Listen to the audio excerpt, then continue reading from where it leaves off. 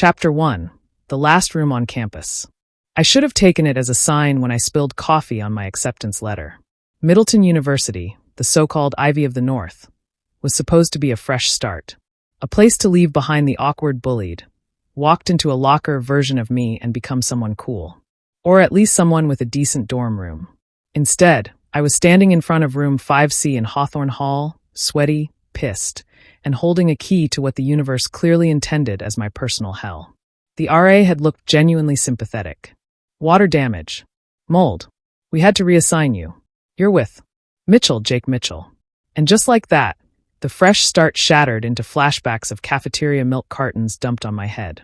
Jake freaking Mitchell. The guy who used to call me Maxipad in front of half the school. The same guy who taped googly eyes on my locker and switched my shampoo with blue hair dye. I braced myself, knocked once, then opened the door. And there he was, shirtless, drenched in sweat, stretching on the floor like a damn sports drink commercial. His back muscles moved like something from National Geographic. And his sweatpants hung so low I had a minor identity crisis. Nope, I said aloud. Absolutely not. He looked up. Max. I dropped my duffel bag. This is a mistake. I'm hallucinating. I must have eaten bad sushi. Jake stood up and wiped his face with a towel. His smirk was just as cocky as I remembered. Well, if it isn't my favorite drama queen. Is this a joke? I asked. Is there a camera crew somewhere? Nope. He tossed me a dorm key. Welcome to hell, roommate. Room 5C was a prison cell with personality. 2 twin beds, a mini fridge with a passive-aggressive hum, and a shared bathroom I could smell before I saw. I claimed the bed by the window, mainly because the other one reeked of Axe body spray and sin. Just so we're clear, I said, dumping my backpack with a thud. I'm not here for a nostalgic walk down trauma lane. Don't talk to me. Don't look at me. Pretend I'm a chair. Jake laughed, grabbing a protein shake. Still salty, huh? I thought you'd be over all that by now. You glued glitter to my graduation cap. You switched my Gatorade with prune juice during finals. I tried not to smile. You deserved it. He raised a brow. So you admit it. You were into me back then. I admit I wanted to shove you into a locker. He winked. Same thing. At 2:06 a.m., I woke up to what sounded like moaning. At first, I thought someone was playing porn too loud through the walls. But it was coming from our bathroom. I groaned and tiptoed across the cold floor, cracked the door open just enough to peek in. Jake was brushing his teeth, shirtless again, of course, and humming to himself. He looked like a Greek statue that got lost in the toothpaste aisle. He caught me in the mirror and smirked. Can't sleep? You were moaning. I was stretching. Well, stretch quieter. This is my castle, he said, spitting into the sink. You're just the peasant crashing in the throne room. I hope your protein powder turns your kidneys into raisins. He just laughed and flexed his bicep. I hated how part of me watched. The next morning, I made a beeline to Brew Haven, the only place on campus that served coffee strong enough to raise the dead. I needed caffeine and space from Mr. Human Flex appeal. But when I turned around with my black coffee, guess who was already chatting up the barista? Yup, Jake Mitchell, in a sleeveless hoodie, looking like a sexy lumberjack on Casual Friday. He saw me and grinned. Roomy, you made it out alive. Barely, I muttered, sidestepping him. Hey, he said, nudging me with his elbow. You grind your teeth in your sleep. Maybe because I'm forced to sleep next to a himbo incubus who sings in the shower. He raised his iced latte. To new beginnings. To early graduations, I muttered into my cup. Flashback to high school stupidity during prom night. That's when everything got weird. Jake had cornered me outside by the bleachers. I remember his breath smelled like mint and Red Bull. We were alone. He looked nervous, fidgety, and for a second, I swore he was about to kiss me. Then he laughed. You're not my type, Max. And just like that, my heart folded in on itself like a paper crane in a thunderstorm. Back to the present, towel wars. Day 3. Post-shower. Steam clouding the mirror. I reached for a towel, and so did Jake. There was only one. Want to fight for it? He teased, holding it just out of reach. Give it, I said through clenched teeth. He grinned and dodged me. We slipped. Wrestled. I ended up pinning him to the bathroom door, both of us half-naked, wet and breathing hard. Our faces were close. Too close. Jake's chest rose and fell against mine. You always this handsy? You're the one moaning in your sleep. You're still thinking about that? He said, voice lower now. My hand touched his. The towel dropped between us. For a heartbeat, the world stopped. Then I yanked the towel, wrapped it around myself, and marched out like I wasn't secretly combusting. That night, I lay in bed pretending to read. But every few minutes, I'd glance at him. Jake was under his blanket, reading something on his tablet, one leg kicked out, abs on casual display like it was his birthright. "Max," he said softly. I looked up. "Yeah. Why do you hate me so much?" I blinked. "Because you never gave me a chance to stop." He didn't reply. Just stared for a long second, then smiled, soft, unexpected, a little sad. And for the first time, I wasn't sure if this was a nightmare or a very confusing, very hot dream. Chapter 2: Shower Confessions and Party Mishaps. The next morning, I woke up in an emotional blender, part annoyed, part confused, part warm and tingly in places I didn't want to think about. Jake was still asleep. Shirtless, of course. His leg flopped over the side of his bed like he'd been tossed there by a lazy Greek god. The sun hit his jawline in a way that should have been illegal. I turned over and jammed my face into the pillow. Nope. No way was I catching feelings. This was classic trauma bonding. It meant nothing. Absolutely nothing. Right? I tried to avoid him all morning, but of course, we ended up in the shower room at the same time. "Morning, Maxipad," Jake called through the steam. "You are so lucky I left my loofah at home." He chuckled. "You've got jokes today." I peeked around the edge of the shower curtain. Bad idea. He was lathering shampoo into his hair, eyes closed, water running down his back. His muscles flexed like a damn Old Spice ad. "Stop checking me out," he said, not even opening his eyes. "I'm not." I snapped. "I was checking for soap safety violations. You're being reckless with that conditioner." He laughed, this deep, rich sound that went straight to my spine. Then he added, "You really do grind your teeth, you know. I heard you last night. Were you dreaming about me?" "I was dreaming about smothering you with that towel you keep hogging." "Sounds kinky." I turned the water to cold and screamed into the tiles. Jake was the reason I ended up at the Lambda house party that night. "You need to meet people," he said, tugging on a tight black t-shirt that looked 2 sizes too small. "I have met people. I met a vending machine earlier. We bonded over stale Skittles. Come on. I'll buy you a drink." "That's bribery." "Yup." So I went. Regrettably. The house was packed, sweaty, loud, pulsing with music and questionable lighting. I immediately hated everything. Jake disappeared the moment we walked in, naturally. He was like a magnet for beer and bad decisions. I watched him flirt his way through half the room while I stood in the corner sipping warm soda and wondering if the couch I was leaning on had bedbugs. Then someone bumped into me, hard. "Watch it," a voice snapped. I turned and instantly regretted it. Tyler, Jake's best friend. My ex-lab partner. The guy who once said I looked like a depressed cat in a thrift store sweater. "Well, well," Tyler said with a grin. "Didn't know they let emo nerds into Lambda parties. Didn't know they let human yeast infections in either." That earned a slow clap from someone nearby. Tyler glared. "Still mouthy, I see. Still dumb as bricks, I see." Before he could reply, Jake appeared. Beer in one hand, arms slung casually over my shoulder. "Problem?" he asked, flashing that megawatt smile.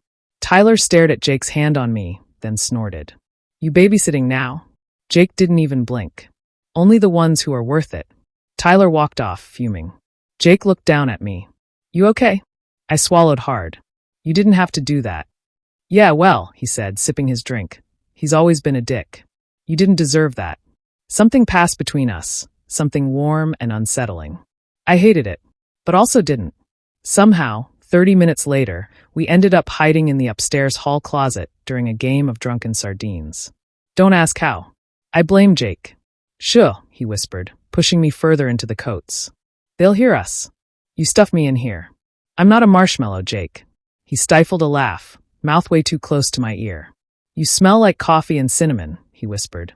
I tried not to react, but my heart was pounding like I'd run a marathon in Crocs. "Is this a thing you do?" I hissed.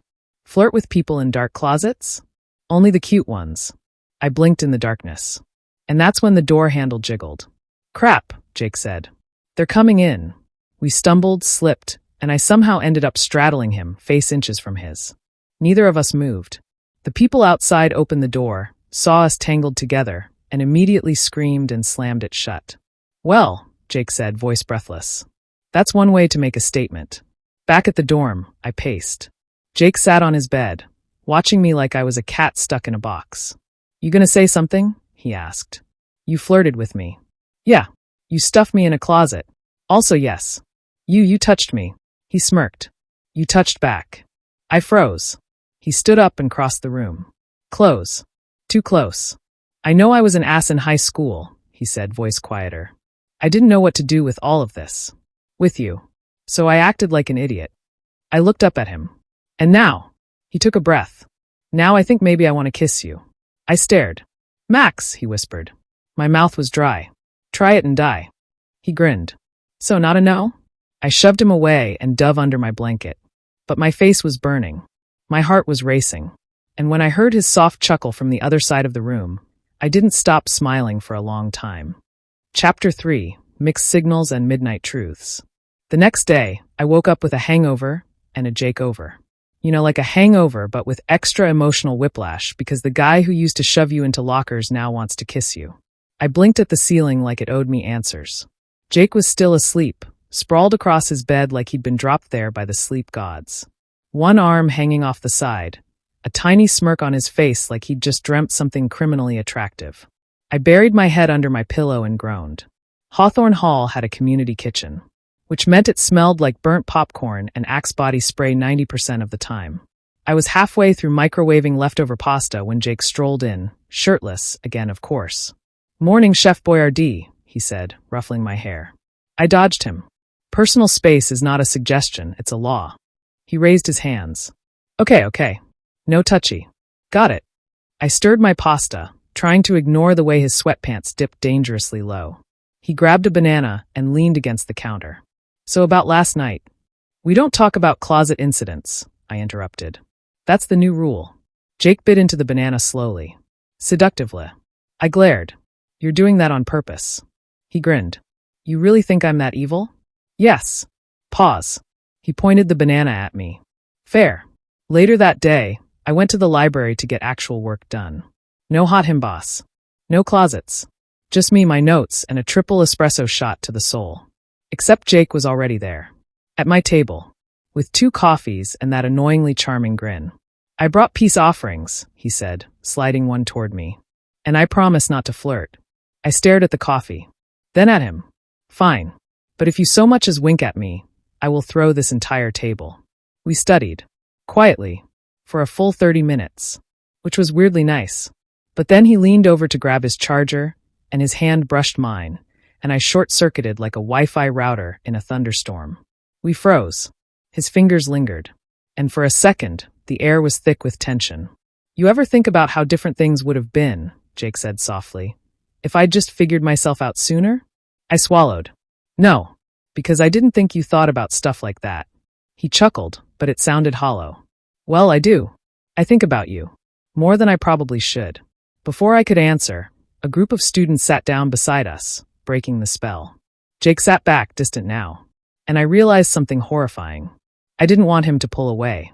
Later that night, I came back to the dorm and found Jake laughing with someone in our room. A guy. Tall. Athletic. Ridiculously handsome.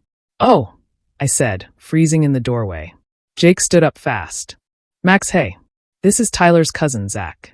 He's visiting for the weekend." Zach waved. "You must be Max. Jake talks about you all the time." I blinked. Cool." I dropped my bag and made a beeline for the bathroom before my heart could throw itself into traffic.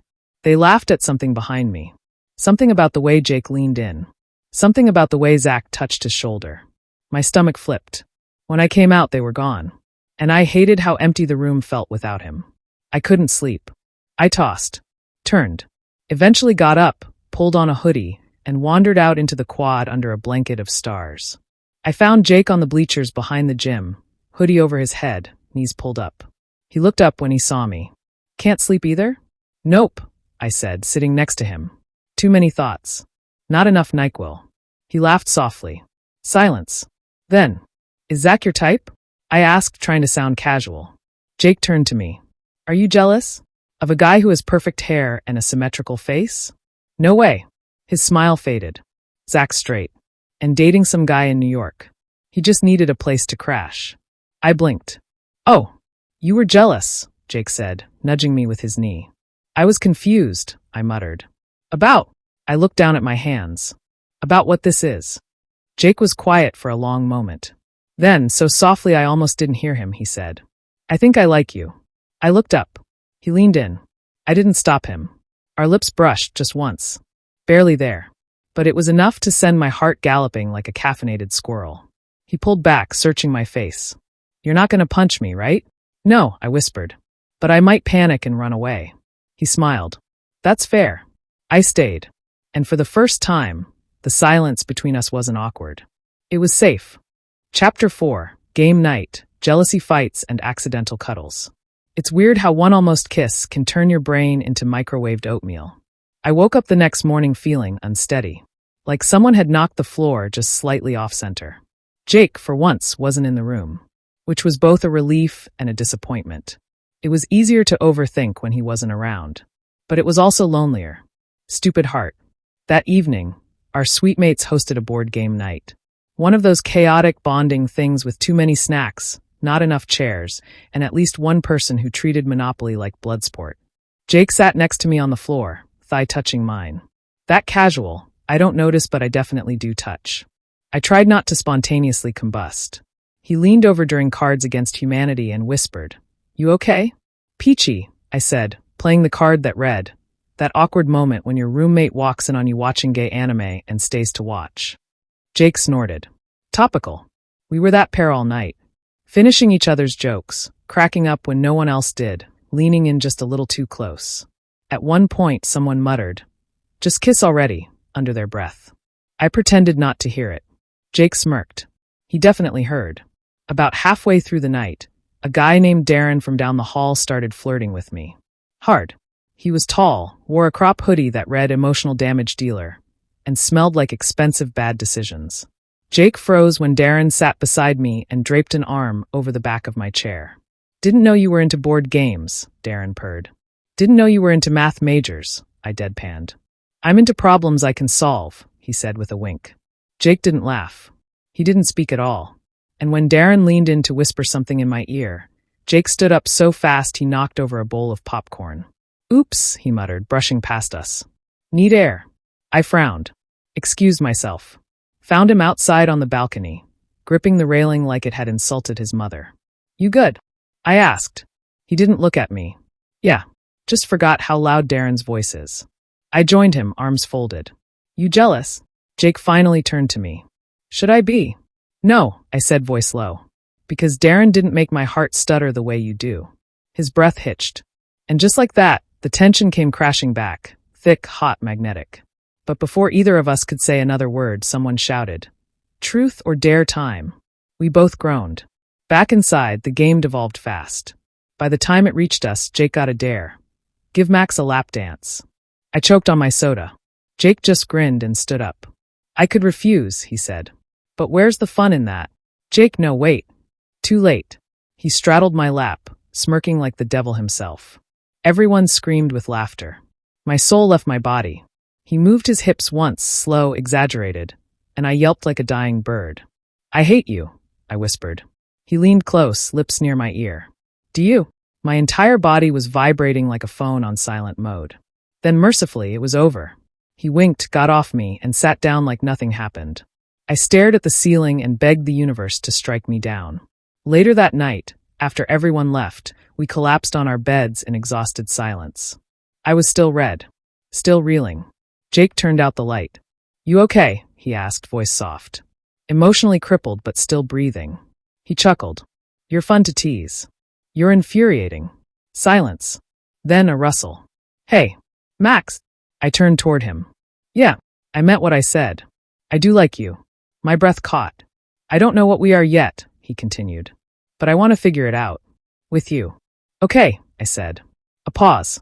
Then, can I sleep in your bed tonight? Just like nothing weird. Just want to be close. Against my better judgment, I said yes. And he slid in behind me, arm around my waist. We didn't speak after that. But the way he pulled me closer in his sleep, that said more than words ever could. Chapter 5, X's, Tests, and Mixed-Up Texts. Waking up with Jake spooning me was a confusing experience. Not because it wasn't nice, it was too nice. His arm was draped over my waist. His face was nuzzled against the back of my neck. And I could feel everything, especially the very morning part of morning wood. I did what any sane person would do. I froze, like a raccoon caught in the fridge. He stirred, groaned, pulled me closer. I may have died, right there, in our shared twin bed. When he finally woke up and realized where his hand was, under my shirt, he jerked away like I was made of fire. Crap, I didn't mean to, he started. Relax, I said, sitting up and rubbing sleep from my eyes. You're a cuddler, not a criminal. He laughed nervously. Still sorry if it was weird. It's only weird if you make it weird, I said, grabbing my toothbrush. Now brush your teeth, Loverboy. He spluttered. Loverboy? New nickname. You earned it after last night's lap dance of doom. He buried his face in a pillow and groaned while I cackled from the bathroom. But the peace didn't last. At breakfast, his ex showed up. Her name was Stephanie. Tall, blonde, stunning. The kind of girl you'd see on a magazine cover holding a poodle and a pumpkin spice latte. Oh my God, Jakey, she squealed, launching herself at him. Jakey. He looked like he wanted to crawl into a cereal box and die. Steph, he said, peeling her off. What are you doing here? I transferred. Isn't it amazing? We can catch up. I shoved a spoonful of Lucky Charms in my mouth and tried not to glare. She looked at me, all big lashes and fake sweetness. And you are his roommate, I said, emphasizing it way too hard. Roommate, she repeated slowly. Right. Jake visibly panicked. Steph, we broke up a year ago. I know, but we still have chemistry, don't we? Jake shot me a look. A very clear, help me or I will spontaneously combust look. I think he's moved on, I said. Her smile faltered. Jake grabbed my hand under the table. Yeah, I have. Stephanie blinked, then narrowed her eyes. Well, she said, voice sugary. We'll see about that. And just like that, we had a blonde nemesis. Later that week, it was midterms. Stress levels were at DEFCON 9. People were crying in corners, eating entire pizzas alone, or praying to the gods of Quizlet. Jake and I buried ourselves in the library. And by that I mean I studied. He stress-ate gummy worms and stared at me like I was a calculus wizard. I can't do this, he whispered, flopping onto the table. You're being dramatic, I said. You literally got an A- last test. A minus is failure for hot people, he wailed. I nearly fell out of my chair laughing. I'm serious, he groaned. If I flunk econ, I'll lose my scholarship and my dignity. You lost your dignity during that lap dance. He flipped me off. I blew him a kiss. We studied until 2 a.m., sharing snacks, dumb jokes, and slowly growing piles of notes. Somewhere between the third Red Bull and the fourth accidental hand brush, we stopped pretending this wasn't something real. The next morning, disaster struck. Jake had to rush to class. I stayed back to sleep. He left his phone charging on his desk. It pinged. A text popped up from Stephanie. Last night was fun. We should do it again, without your roommate in the way. My stomach dropped, then twisted. I knew I shouldn't have looked, but ouch. What the hell happened last night? Did he sneak out? Was the hand-holding, the cuddling, the kiss, was it all some weird game? I stared at the phone until my heart couldn't take it anymore. Then I packed up and left. Didn't say goodbye. Didn't leave a note. Just walked out. When Jake came back that evening, I wasn't there. When I returned hours later, he was pacing. Where were you? He asked, breathless. I could ask you the same. His brow furrowed. What? Text from Stephanie, I said flatly. Guess she still thinks you two have chemistry. He blinked. Wait, what text? I showed him. His eyes widened. Oh my God. That's not what it looks like. Sure. Max, listen. She cornered me in the quad. I said I wasn't interested. I left. That's it. I looked at him. Waited. And he said the one thing I didn't expect. She kissed me. I pulled away. I told her I was seeing someone. Me. You. He stepped closer. I don't want her. I want you. My heart cracked open. Good, I whispered. Because the truth was, I didn't want anyone else either. Chapter 6. The Sleepover, the Secret, and the Slip. I didn't sleep that night. Not because I was mad anymore, but because Jake's words kept replaying in my head like a catchy pop song that hits way too close to home. I don't want her. I want you. He said it like it was obvious. Like it had been true for a while, and he was just waiting for me to catch up. How long had I been blind? Jake knocked on my door at midnight. We hadn't shut the room divider since our weird almost kiss days. But this time he waited, nervous, careful, soft. I opened it. He looked wrecked. Hoodie inside out. Hair sticking up like a porcupine with trust issues. "Can't sleep," he muttered. "Mind if I stay?" I stepped aside. We ended up on the floor with leftover Oreos, a blanket, and Spotify's sad gay playlist softly echoing from my laptop. "I meant it," he said after a while. I didn't pretend not to know what he meant. "I'm still scared," I admitted. He reached for my hand. "So am I.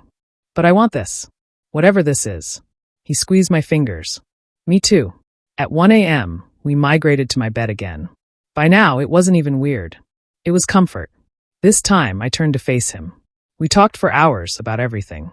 His childhood dog named Noodle, my fear of elevators, the fact that he once tried to bleach his hair and ended up looking like a depressed Q-tip. I laughed so hard I snorted. Then there was a pause. A silence thick with questions and yes that hadn't been spoken yet.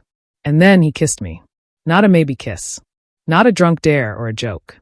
A real one. Slow. Deep. Like he'd been waiting his whole life to do it properly. I melted. His hand slid up my back. Mine tugged his hoodie. The kiss deepened. Clothes shifted. Breath hitched. Skin met skin. We didn't go all the way.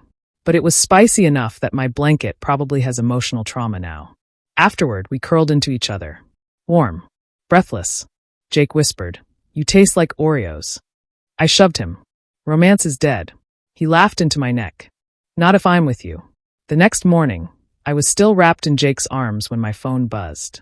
A message from my sister. "Dad's condition is worse. You need to come home this weekend." My chest caved. I hadn't told Jake about Dad being sick. Not because I didn't trust him, but because I didn't want to make it real. I slid out of bed, careful not to wake him, and went to the window. The sun was just rising, painting the campus in orange and gold. A scene too beautiful for the pit in my stomach. When I turned around, Jake was sitting up, watching me with sleepy concern. "You okay?" he asked. I hesitated. Then I told him. About the cancer. The hospitals. The reason I'd picked a school closer to home. He didn't say anything right away. Just pulled me into his arms and held me. No questions. No platitudes. Just him. Quiet, steady, real. It was the most loved I'd felt in a long time. That night, as we packed a small bag for my weekend trip home, Jake's phone rang. He stared at the screen, face paling. "What is it?" I asked. He showed me the screen. "Incoming call, M.O.M." Then he whispered something that cracked the air like glass. "She doesn't know I'm bi." I blinked. "What?" "If she finds out about us, she'll cut me off." No money. No support. Nothing. My heart plummeted. This was real. This was complicated. "I want to be with you," he said. "But I don't know how to do this without blowing up my life." And there it was. Our perfect little dorm-sized bubble. Popped. Chapter 7. Family ties, silent goodbyes, and the road back to us. The drive back home was quiet. Jake offered to come. He even packed a duffel bag without me asking. But at the last minute, I told him no. Not because I didn't want him there, but because I knew the moment I walked through my front door, I had to become someone else. Not Max, the guy who just had the best sleepover of his life. But Max, the son of a dying man. The house was cold when I got in. Not temperature-wise. Emotionally. My mom hugged me like she was trying not to fall apart. My little brother barely looked up from his Switch. And my dad, he was in his chair by the window, thinner than I remembered, but still stubborn as hell. "You got skinnier," he grunted. "Nice to see you too," I said. I sat by him for hours. We didn't talk about death. We didn't talk about school. Instead, he grilled me about whether I was eating right, if my classes were hard, and what kind of idiot decided putting pineapples on pizza was acceptable. Typical dad stuff. But there was one thing I couldn't bring myself to say. That I was in love with a boy. Not because I didn't think he'd understand, but because I didn't want to waste our last good days together with complicated. Still, I think he knew. Fathers have a way of knowing things they never say out loud. Jake and I texted constantly. I'd wake up to his messages. "Did you sleep okay? Found your hoodie under my pillow. Not giving it back. Can I come over yet?" Every time my phone lit up, it made me ache. In the best way and the worst. But I couldn't explain to him what it was like to sit beside a man slowly slipping away, pretending everything was fine. He sent me a selfie holding a pack of Oreos with a sticky note that said, "For emergency snack-based emotional support." I nearly cried. Sunday came too fast. I sat with Dad on the porch, nursing 2 mugs of black coffee. He cleared his throat. "You're different," he said. "College'll do that." He looked at me, really looked. "You happy?" I hesitated, then nodded. "Yeah, there's this person."